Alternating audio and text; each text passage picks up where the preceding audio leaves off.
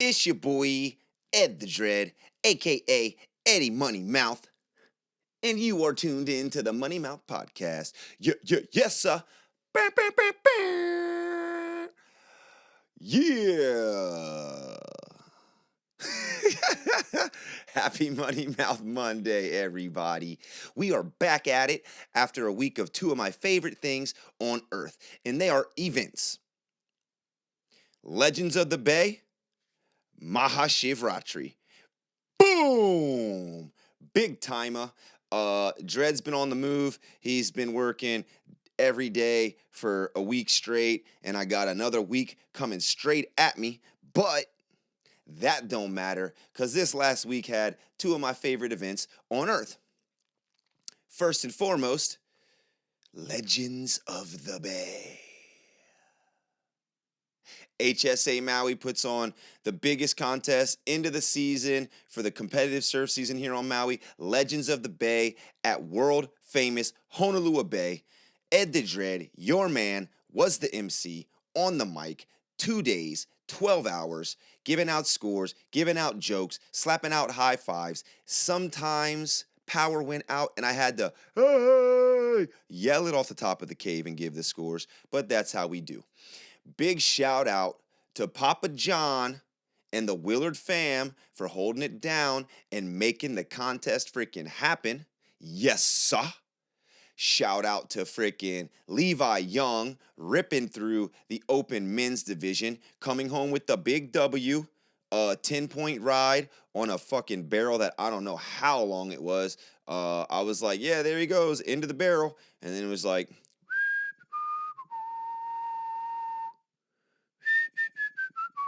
oh, he's out. And he might have been one of the only brothers to get barreled 2 times out of his mind. Wasn't a barrel fest like last year, but definitely a good call on running the contest because the waves were prime time, the wind was offshore, and the swell peaked right during the open men's and open women's, and then it tapered off as the youth came in the next day. So, shout out to also Judd Lau. Big up Judd Lau. He's been shaping my most recent boards. Amazing human, great coach of all the youth in the area. His son made it to, I think, the semifinals of Open Men's, and he got back-to-back championships. Boom, boom, 2-time champ of the Legends division. Yay, yay. You. Also, lastly, hugest shout out to Grace Smith. Gray is the Way, or just Gray Smith is her YouTube channel. Get on it, right? She took home 4th place in the 16-17 girls division, but she is one of our athletes at Baldwin High School, and she was ripping. Yeah. So, Honolua Surf Co., also a big sponsor of the event, and it was just an epic time, right? Other than that, previously, a day earlier in the week than the contest started was Mahashivratri, one of the only holidays that I celebrate every year. Yay!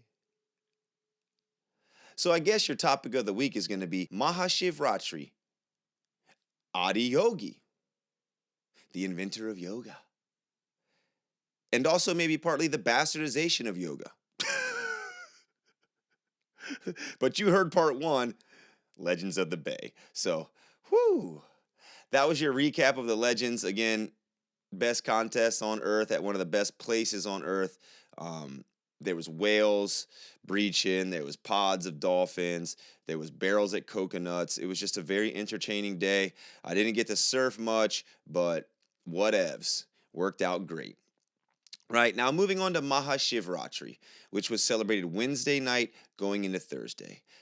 It is a very large yearly celebration for the Hindu culture, celebration of the Adiyogi or Shiva.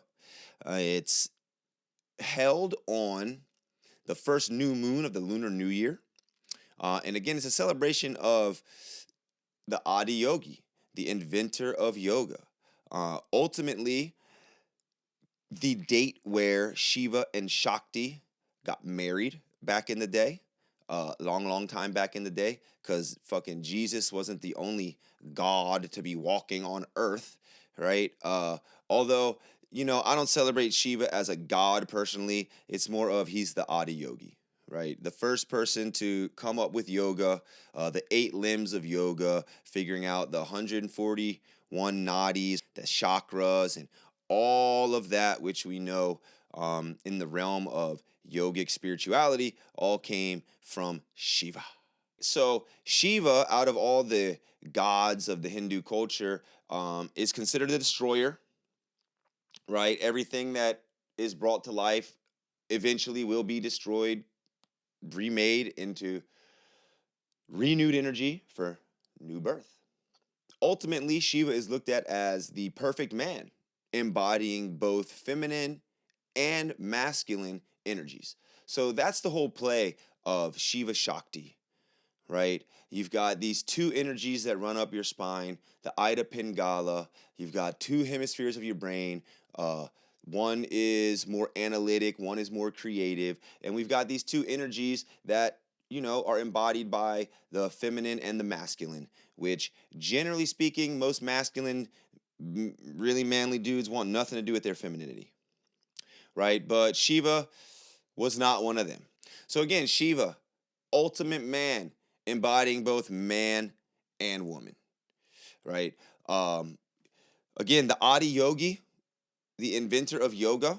And this is something we went over with the surf team at Baldwin last week, which, yoga has kind of been bastardized into just the asana or the motions, right? What people see. We will get to the reasoning why that's what you see shortly, right? But ultimately, yoga means yoke or the union, right? And the idea is to merge or embody pure light energy, right? You're merging pure light energy with your eternal self here on earth. Ultimately, I like to say that the idea is to bring your physical body into alignment with the geometry of the earth, right? Now, there are 8 limbs of yoga: yamas, niyamas, asana, pranayama, pratyahara, dharana, dhyana, and samadhi. Right now, yamas, niyamas are like internal and external things that you should do to stay in order. The way that you should treat yourself, internal speak, the way you should treat others externally, right? The asana is what you see usually, or the postures. Pranayama is the control of prana, the life force energy, or your breath. Pratyahara is sense withdrawal. Dharana is single pointed focus. Dhyana is, engulfed by meditation, taking that single point focus to the next level. And then samadhi is the ultimate oneness with all. Right? So those are like the stages of yoga where you're looking to reach what people consider enlightenment. Now, Adi Yogi, Shiva, again, sat in meditation for long times, lived by himself out in the middle of freaking nowhere. I mean, he was married, but we could say that that probably wasn't the most important thing in his life. And the relationship that he and his wife had was, people would say it'd be kind of crazy nowadays, right? He left her at times for long ass times, even to the point where she made a baby out of clay and then breathed some life energy into that. And boom, we've got Ganesha. So Shiva being, the first yogi, once he was passing that information to others, yogis weren't the type of people that were out in the streets, chatting it up, living it up, having cappuccino, and, trying to look good. They were considered freaking, they were ostracized, they were austeric, they were, almost removed from society, and studying these things to help internalize and to become one with all of existence, as opposed to moving in the opposite direction that, material existence was going into at the time. Now, with that said, it was a practice that was kind of only shown to males back in the day, and especially during the colonization of India by England. Um, you know, European countries did the best job at deleting history and stamping out cultures in their fucking colonization of the whole world. I think it's only like 5 to 10 countries weren't colonized by some fucking white people in Europe, right? But during that whole colonization, it was made to look more militant, right? So that the British wouldn't try to get rid of it. If you looked at the British Army back then, they were in, formation.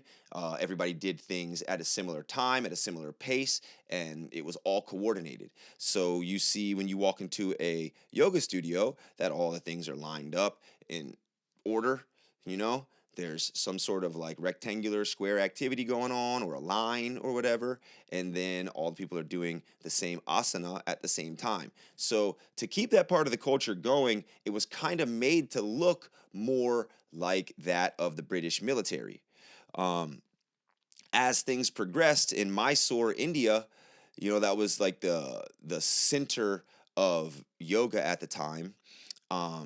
There was a woman from Latvia named Eugenie Peterson.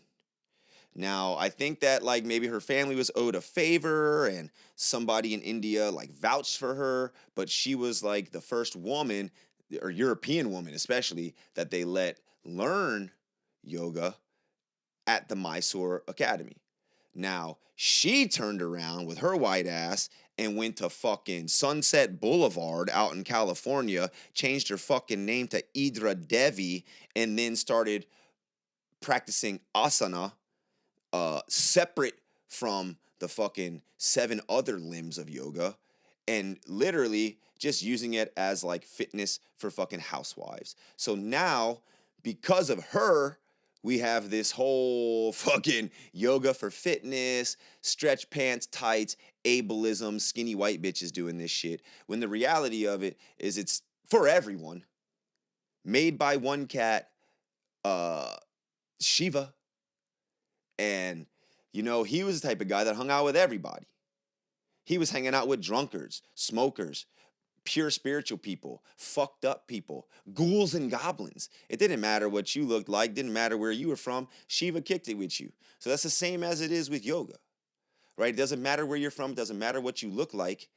You don't have to be some fucking blonde hair, blue eyed, fit chick to do this, because asana is not the end all be all of yoga. And thanks to Shiva, we know that. So, I would suggest you practice pranayama, you practice asana, right? Align your body with the geometry of the universe and see what happens. Start focusing on your breath more than just doing it unconsciously for your whole existence and see what happens. And then ultimately give it up to Shiva, because he's the one that figured it all out. Woo! So next year, on the first new moon of the Lunar New Year, you can keep yourself awake all night with your spine erect and download some of that information to the geometry in the universe for Mahashivratri, baby. That was your Money Mouth Podcast. Tune in next Monday. Click like, click subscribe, share if you care. If you don't matter, because I'm going up there, and up there is the top, baby. Ed the Dread, yes, sir. A hooey ho, Kako.